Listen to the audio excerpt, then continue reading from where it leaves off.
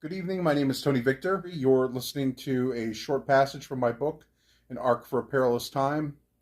And I'm going to read to you about the Enneagram and its one of its many uses. And it also combines with the image of Metatron's cube and how we are deciphering it. We'll be looking at the ideas of elements within the universe. Bottom of page 122.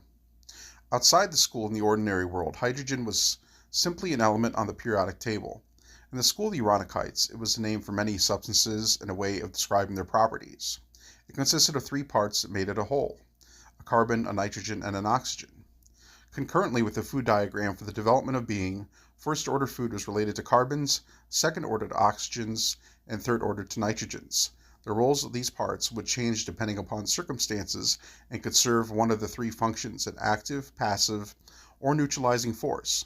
A fourth-order food consists of the previous three resulting from crystallization. Crystallization of any substance requires enough accumulation of various foods. In man, physical food, air, and impressions crystallize higher bodies. A fourth-order food is able to crystallize in a higher octave. Without the necessary amount of force, what was accumulated will again break down and dissipate. In some cases, this is exactly what is desired for studying the science of hydrogens: the knowledge and ability to break down substances and reconstitute them into other substances. In the general ordinary language of metaphysics, we speak of alchemy. For the work of the school, we study both alchemy in man and nature to gain understanding. Studying these substances, they're often discussed in two ways: by order of action of forces or density, depending on the body's need.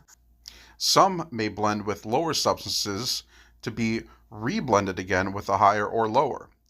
To work with these forces outside the human body and alter them for a desired outcome, we must understand the law of octaves. If a man can achieve fusion within himself to create higher bodies, he may also be able to, in time, do the same with forces of nature.